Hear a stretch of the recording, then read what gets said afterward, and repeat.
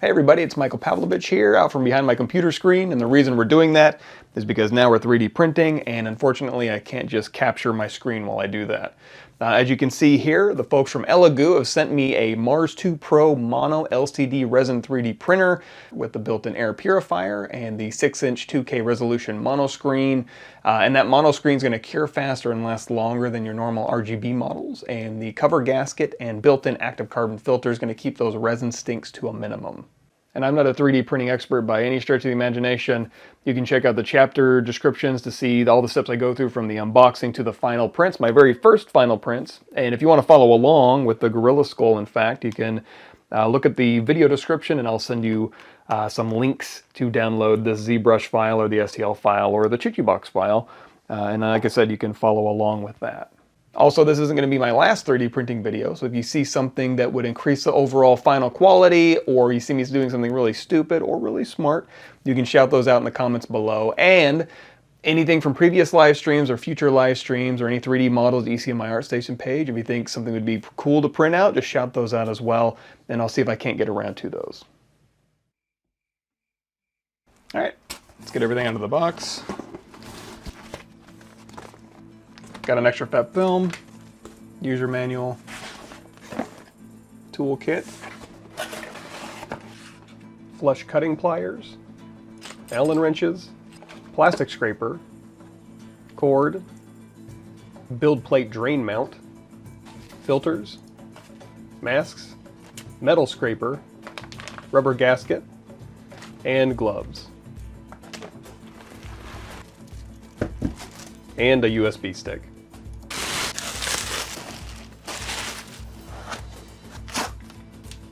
Looks like a very fine grain on the build platform. Nice metal resin tank with the FEP already installed. Here's the touchscreen, on-off switch and power cord connector. And like I mentioned before, the touchscreen and the USB port. And then these little handles you can stick on here so that you're just dealing with the handles and not, trying to use your hands on these slick sides. So I'm gonna go ahead and just pop these right on here. There we go. All right, moving right along from the instructions, I'm gonna go ahead and take this cord and plug it right back in here into the only slot in the back where that's gonna go. We're gonna take the build platform and we're going to insert it on here, but you can see it's pretty low. So let's go ahead and raise this up really quick. So I'm gonna go down here to Tools, Manual, set the 10mm already. I'm just going to hit up about 9 times or so. Then it says insert the build platform, fasten the rotary knob, and then you're going to loosen these 2 screws here. Grab the biggest Allen wrench you got, and we'll go ahead and loosen these up. Then next it says remove the resin tank, which we've already done. If you haven't done that yet, just loosen these screws on the side and then pop that out. And I'm going to go ahead and take this little peel right here and just get rid of that. We're going to take a piece of printer paper, just put it right on the screen. And then again, we're going to go back here to, over back on that main menu here, we're going to go into Tools, Manual, go ahead and hit Home. Let's go ahead and make sure this is all squared off. And then we're going to go in here and we're going to tighten these up again. So now we need to make sure that this paper slides out freely, which right now it can't. So we need to go back here and set this to 0.1mm and then go up 1. And there you can see, it looks like that's good enough. So we go ahead and set this as our height. We're going to go back 1 menu. We're going to go in here to set Z axis to 0 and then hit confirm. Then go back in here to manual. Set it back to 10mm and then hit this up arrow 10 times.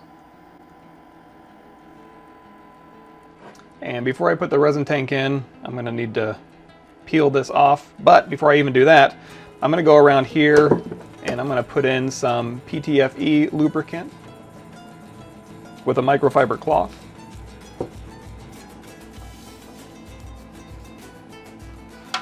Peel that off. And before I put this on, I'm going to make sure that we can see the max line on the back there. So I'm going to go ahead and slide this back in and tighten these screws back. Now for this next step, we're going to go back into the very first menu here, Go in here to Tools, Exposure, Next.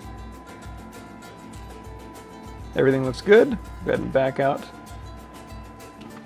Next, we're going to go ahead and take the top here and put on the rubber gasket.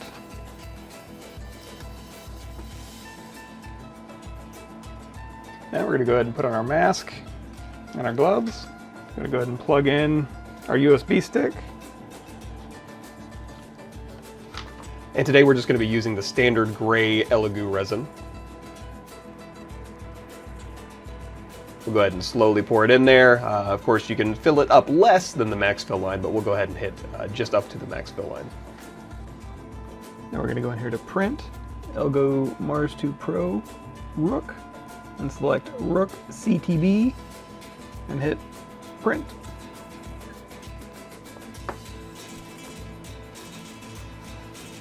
Alright, we're going to unscrew the rotary knob on the build platform and put on this little tilted holder here, so we can put the build platform back on and then put the lid back on so that I can drain the resin off. We've got some 99.9% isopropyl alcohol, and we're just going to pour this in here. Now, you know, you only need to pour in as much as you need to in order to cover what you're going to be agitating. In my case, I wasn't sure how much I was going to need, so we just went ahead and filled up to the max line. Now, this washer was purchased previously by me. It wasn't provided by Elegoo, as you're going to see shortly, but I'm going to go ahead and just put the build platform in here. There is a build platform catcher that obviously this is going to go up above that, so later on you'll see me actually take that thing off, and you can put it all the way down there and just have it rest comfortably on top of the cage. And here you can see me taking the build platform off, and then when I remove that, then of course now I can fit this all the way down there. I can rest comfortably on the cage because it's a smaller model, and we're good to go. So I'll just take that right back out. Now, there was no raft to these prints. They're stuck to the bottom. So I used the metal scraper they gave me, but then I had to bring out the big guns. I have another scraper here that I used just to really kind of pry them off. I got a little bit of damage on the bottom of these, but you're going to see later on when I print out the gorilla skull that with the raft it comes off pretty easily. And in the background you're seeing me put together we went from wash to cure, so this is the curing station. You put on the mirror polished little plastic thing, you put on the little wheel, you put the lid back on, you set it from wash to cure, you set how many minutes. According to the instructions, it was like less than 30 millimeters, you know, just a couple minutes will do ya. And yeah, look at that. Came out nice and crispy, nice and clean. Not too shabby for our first print.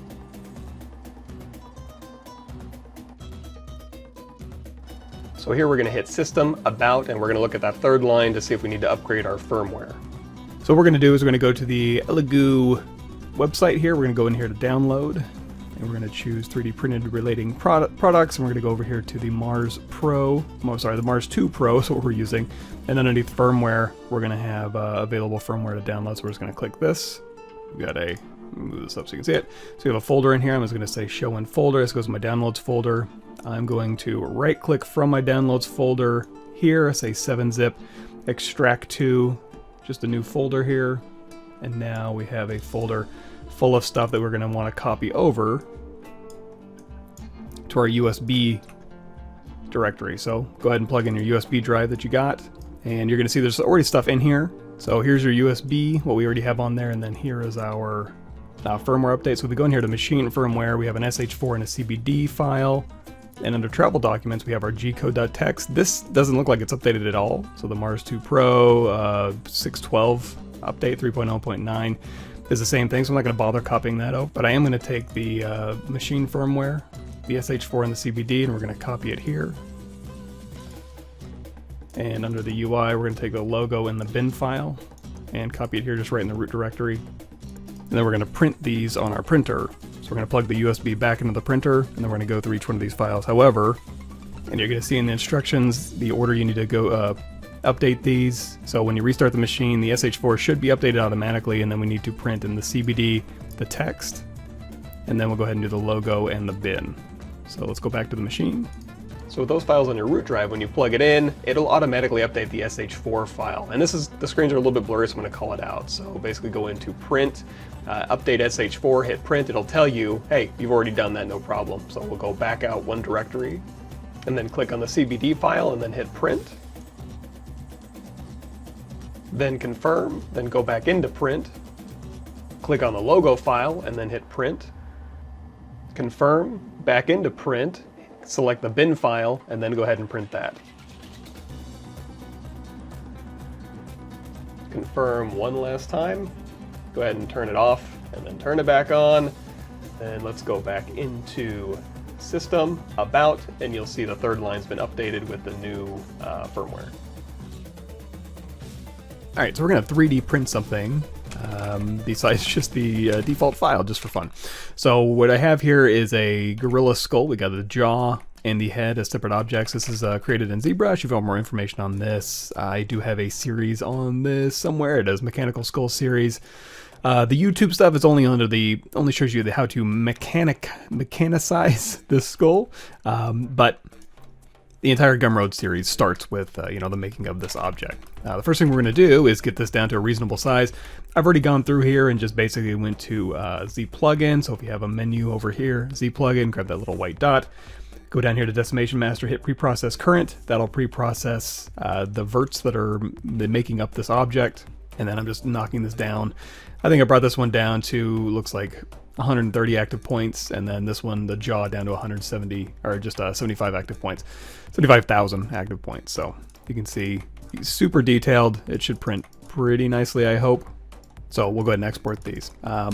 One thing we need to be aware of is when I go into, I'm going to be using Chitubox, the free version.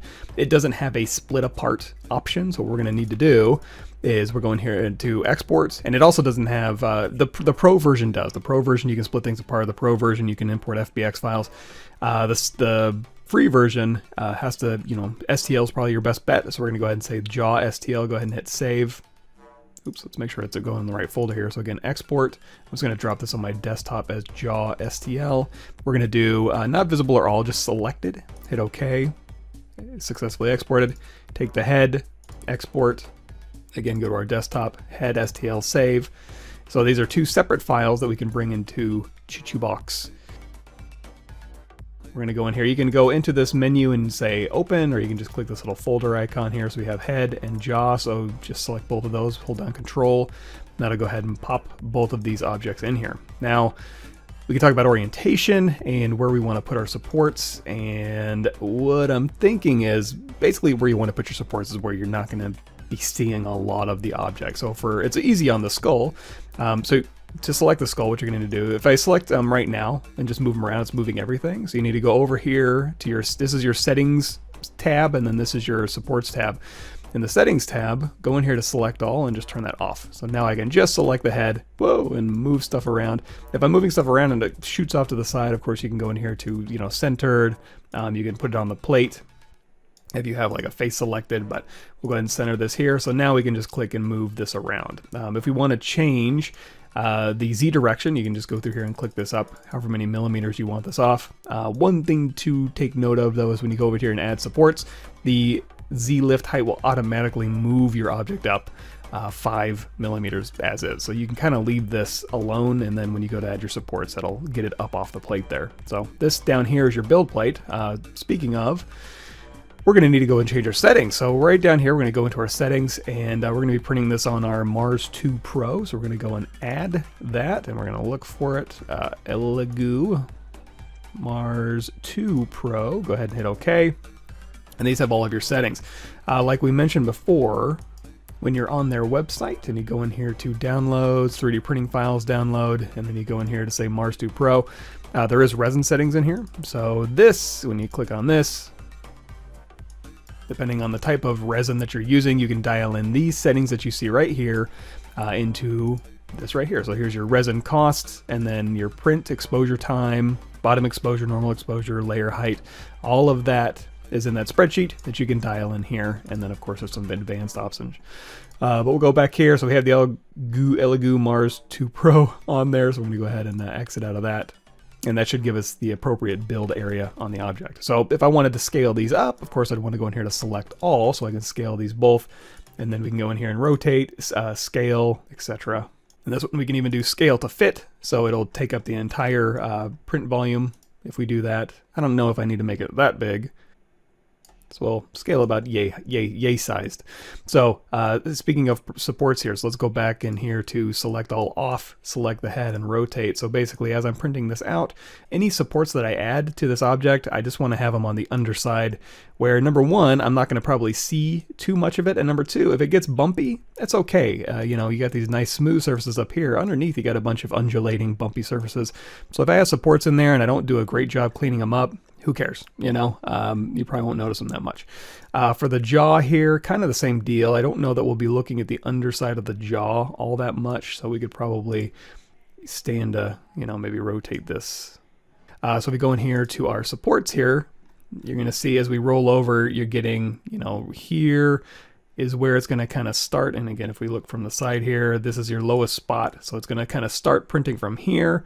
And so you want this to be supported, and you're also going to see islands kind of pop up. So as we go up through these layers, you're going to see a little island pop up right in the middle of his jaw here. So you need to make sure that this gets supported. So we'll talk about supports in a second, and I'm certainly for sure no professional at this. This is going to be my first 3D printed model.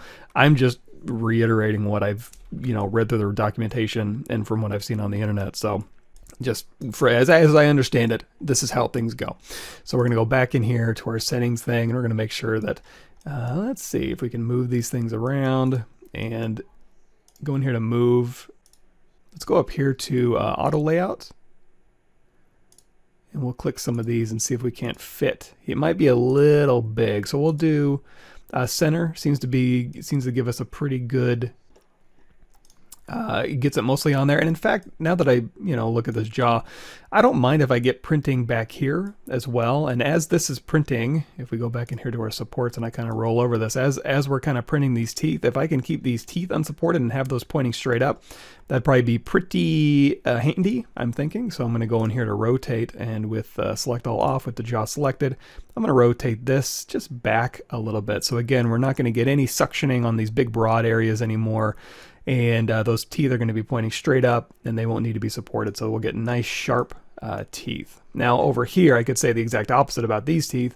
These will need to have supports on them, but we are printing, you know, on this kind of ratty area here. I suppose if I wanted to, I don't know, we may change the orientation of that skull, but for now, I think this is fine. And then we can manually go through here and just kind of move these things into place and see if we can't get these both working on our build plate. If not, we can always scale it down or print them one at a time, but I'm not going to bother doing that. So what I'm going to do is see if I can't get these guys arranged on here. We'll go in here to select all, and we'll go back here to our scale, and we'll just scale these down just a bit.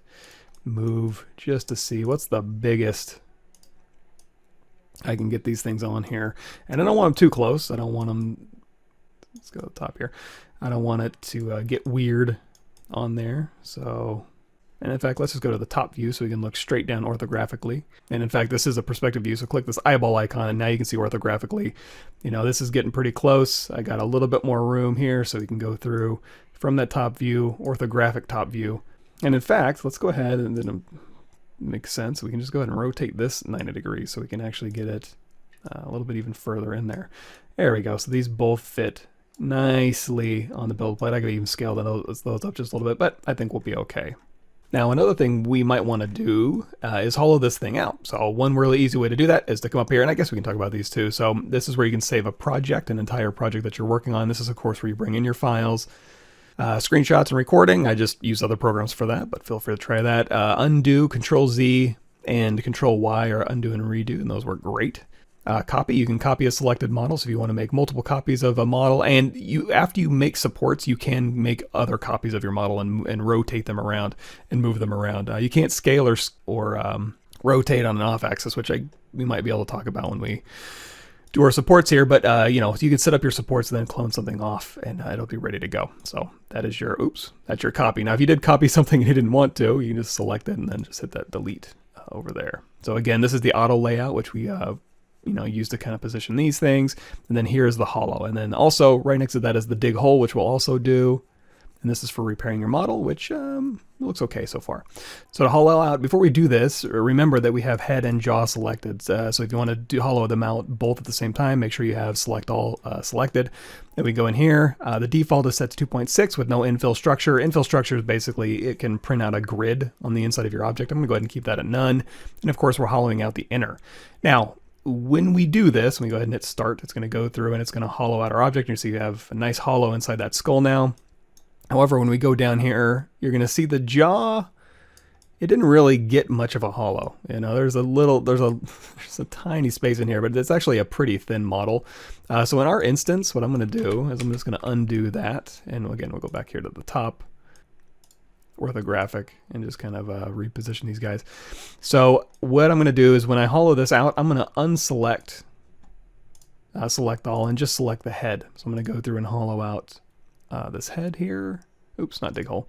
Hollow out the head, and then we're going to hit start. So the jaw is going to print out solid, and then the head is going to be hollowed. So now when I zoom in over here, then I drop this down, you're going to see we're going to have big hollow open spaces inside of that skull. Now on the underside here, you're going to see I kind of have areas.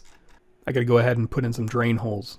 What we're going to do is we're going to go in here to the hole option, and you can change the size, the depth, perpendicular to the model or the screen. So if you want to switch to, you know, your orthographic view, you can do that. I'm going to stick with circle, and we're going to go to the bottom here, and we're going to say add a hole, and you can go through here, and I'm just going to try and put a hole here. If it won't let you do it, you can try to go through there and change the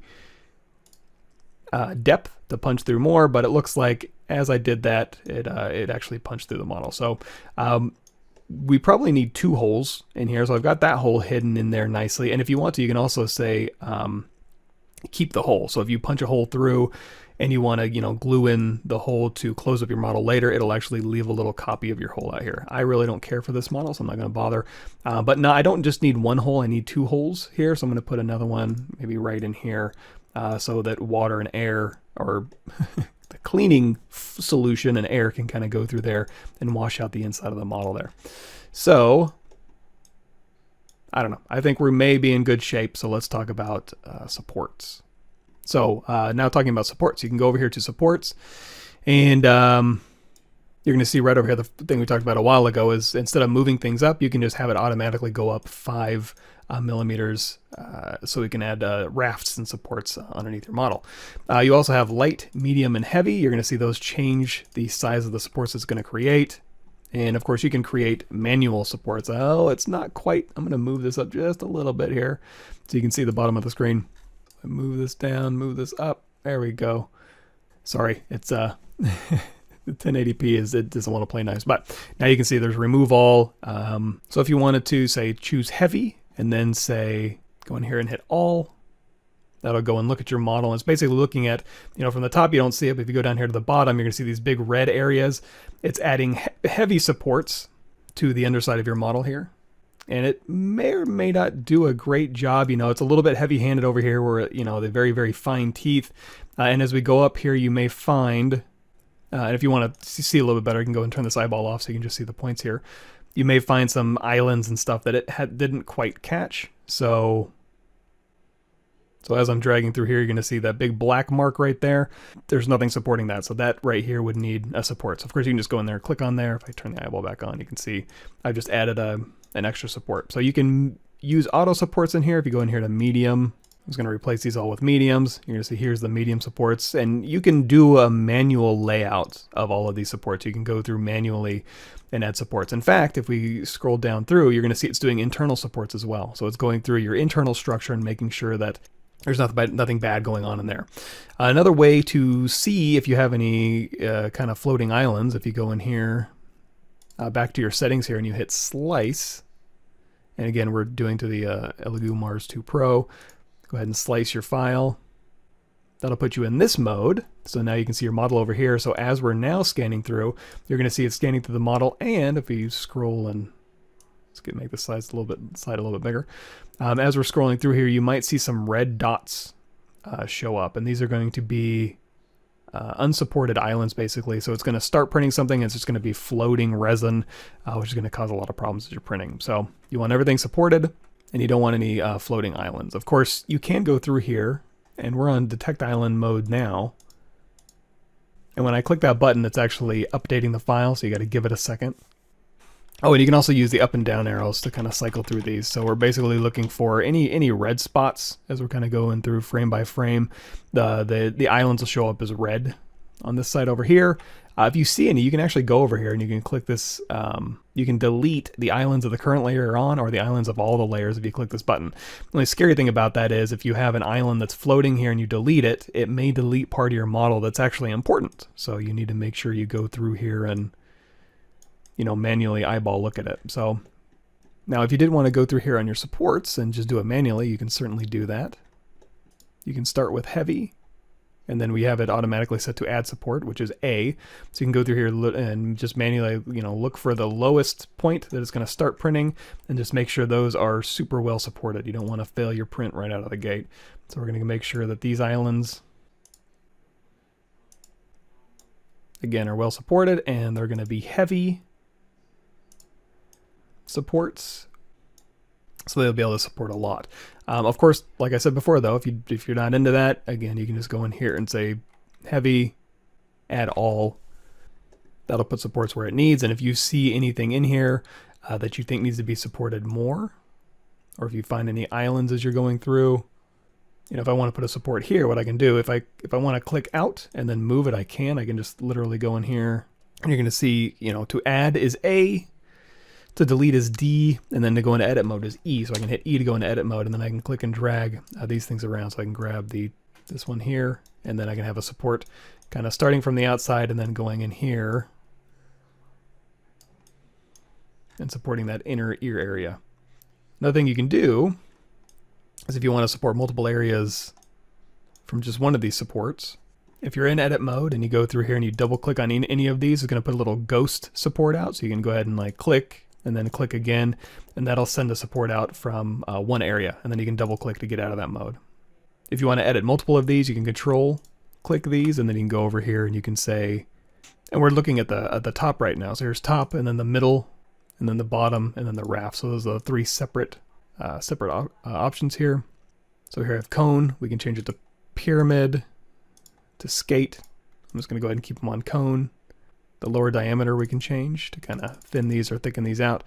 And of course, if you want to delete them, you can just select one and then hit D on your keyboard to delete. And we'll hit E to go back into edit mode. And you can continue editing supports. You can add more supports. They don't all have to be heavy. You can go in here to medium, and then we can start adding some medium supports. So I'm going to click back on A or add. And if you don't trust these heavy supports for these teeth, you can manually modify them. Obviously, we can go back in here to E for edit. And you can select a component. And again, oops, that's the lower diameter. The upper diameter you can change. So if you want to thin out just this diameter here, or if you want to select something and then hit D to delete it, you're going to see there's actually a little pinpoint left behind. That's just telling you, hey, we suggest you have a support there. So for these teeth, for example, if we go through here and we say D, just keep selecting and hitting D. It's like, okay, I wasn't so keen on heavy supports for those teeth. So I can go in here to light supports. And then for these teeth here, I can just click on that island. Oops, go in here to add.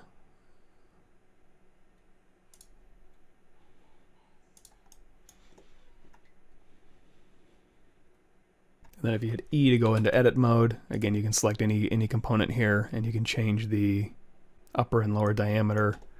Or if you want to add more, again, it's double click, and that'll send out a little ghost line, and then you can just add more from that single position, then double click to get out of that mode. So again, on the other side of these teeth, double click, and then double click again to get out of that mode. Now there may be supports you add that get really, really close, you know, to the other parts of the object. Again, you can just go back into edit mode or hit E. Move this up or down. If you're wondering what any of these things do, if you just hover over it, it'll actually give you a little animated GIF of what these things actually do. All right, so again, like I said before, you can go ahead and save this. If you do the down arrow, you can save all your models or just the selected one. I did all. Go ahead and save this as a Chitubox file. So you need to come back in here and, you know, do anything with this actual file with all these settings. You can go ahead and do that. But now we're going to go ahead and slice our file. No, we don't want to exceed the printing platform. So I'm going to go here to top. And it looks like we just got out when we started doing supports. It just went just outside of the build platform. So again, you can move and rotate our objects without losing our supports. There we go. So again, we'll save. We'll do select all. We'll go down here and we'll go ahead and slice again. We're using our Elegoo Mars. Here's our slice file. Now if I go to save, it'll save it as a CTB file.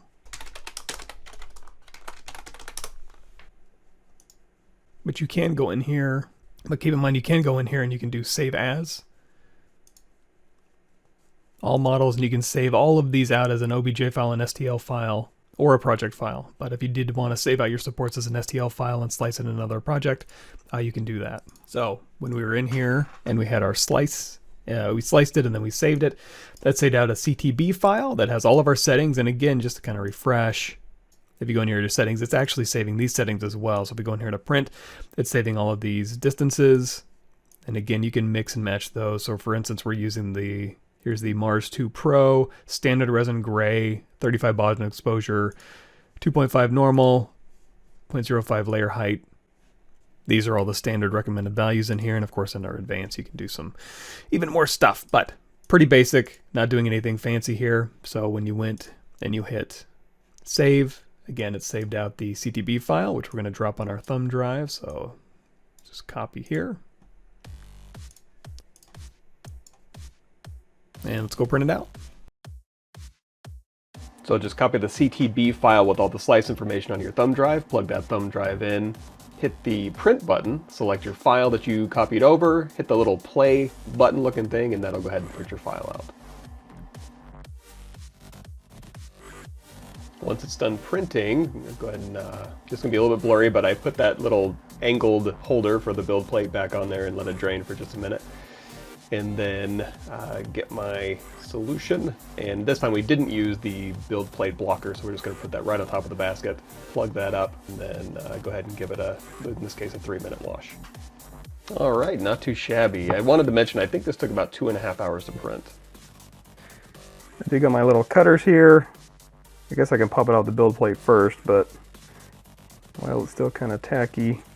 And yeah, like I say later, the fine supports were easy to just snap off with my fingers, but the heavy supports I got to cut through, and I went ahead and popped them off the build plate just to make it a little bit easier.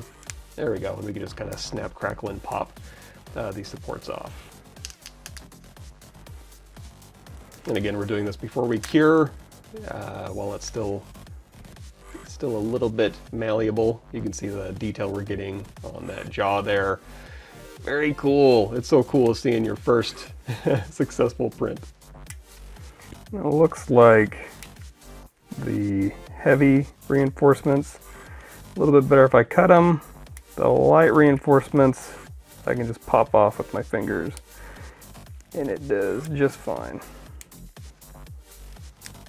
And one last little push to kind of break this guy out of there. There we go. And we're good to go. Oh, one last little clip. So yeah, now it's just a matter of putting it back into the cured resin. Look at all that detail. Very nice. Put it back into the cure, and then we'll get to sanding. And like I said, we're going to throw it into the curing station. I'm going to do the jaw for a couple minutes, the head for 3 minutes, I believe. You're going to see some the crossfade's going to crossfade from the full minutes down to just a couple seconds as it finishes up. So you don't got to sit there and watching it. There we go. And we'll just take the lid off, put the head on there, and like I said, the head for about, this one looks like we did about 4 minutes. All right, so we're going to transfer our used resin back into the bottle. I don't think you need to do this every time you do a print, but if you're not going to, be printing for a while, you might as well get it out of there and back into the bottle. Now, before you do that, in case you have any cured resin in there. You want to make sure it's super clean. So you're going to take the filters, one of the filters that they gave you, and you're going to put it in here. Now before you start, you're going to see there's going to be holes on the side of this. So if you put it in here and you pour it in too fast, it's going to come out the side. You can either hold it up and pour it slowly, or you can get something like this that'll stabilize it as you pour this into here and keep it from coming out the side. So, and again, gloves and mask and goggles and all that on. So here's our funnel holder,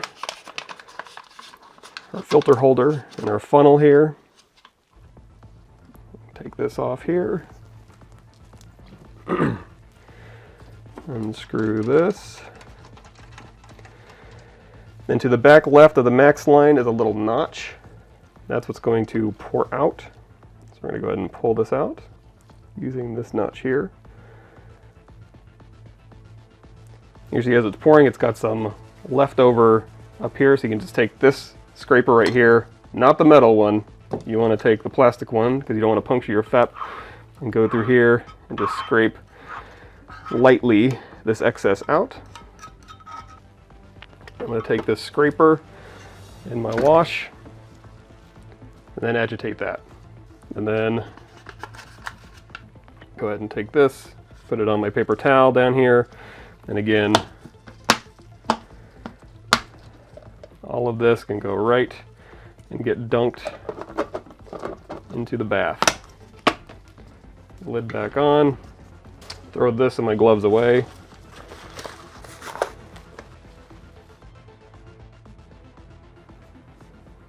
And there you go. That's everything. So thanks for sitting through all of this. Again, there's chapters breaking this video up, so if you need to revisit anything, you can go to the chapter descriptions and check those out.